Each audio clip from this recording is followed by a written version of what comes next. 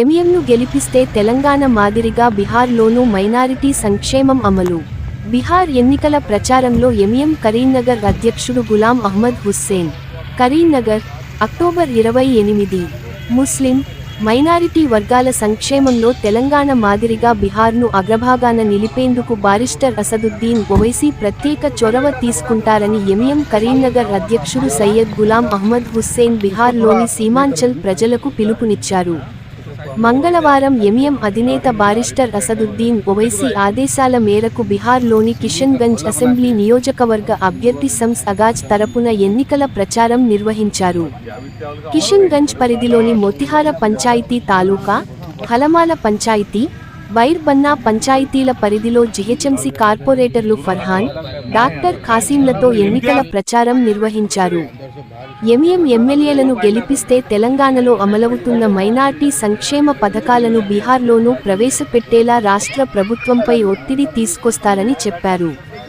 సీమాంచల్ ముస్లిం మైనారిటీల అభివృద్ధి కోసం వందలాది కోట్ల రూపాయల బడ్జెట్ కేటాయించడం, విద్యార్థుల కోసం గురుకులాల ఏర్పాటు, విదేశీ విద్య కోసం నిధి ఏర్పాటు, పేద మైనార్టీ యువతుల వివాహం కోసం షాదీ ముబారక్ పథకాలను ఏర్పాటు చేసేలా కృషి చేస్తామన్నారు.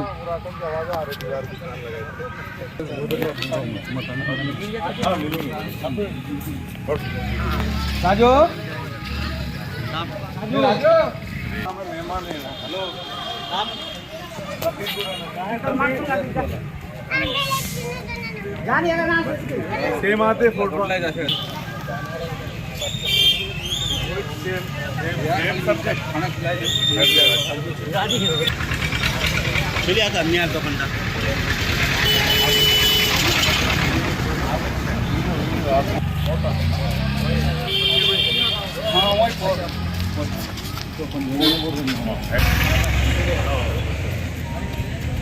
हमारे यार कंपनी में जाके बोरिंग खुली करे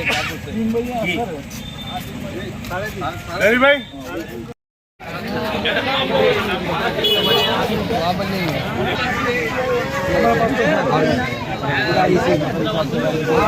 पूरा हमको मारो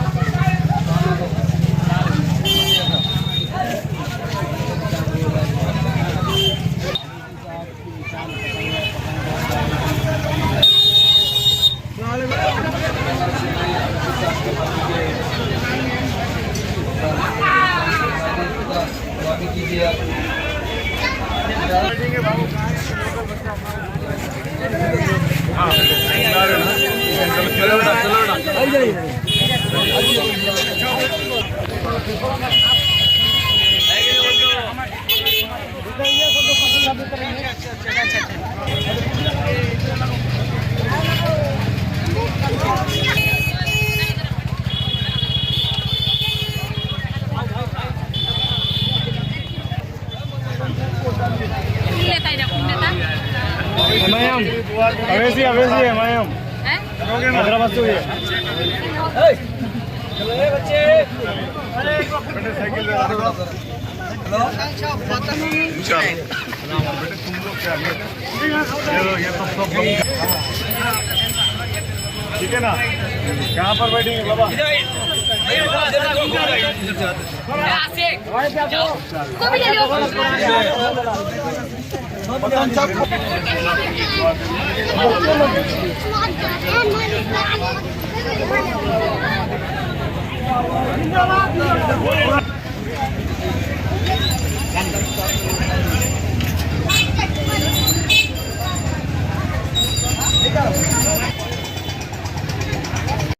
आपको थोड़ी भी फिक्र नहीं है।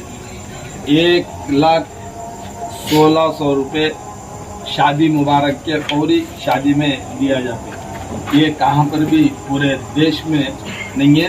ये जो दिया जा रहा है ये सिर्फ बैरिस्टर असदुद्दीन अवैसी साहब की हिदायत पर, अकबरुद्दीन अवैसी साहब की नुमाइंदगी पर, मजलिस इत्तेहाद मुस्लिमीन के रिप्रेजेंटेशन पे ये 1,16,000 रुपये हर वो बच्ची के लिए शादी में शादी मुबारक के नाम से वहाँ पर दिया जाता है।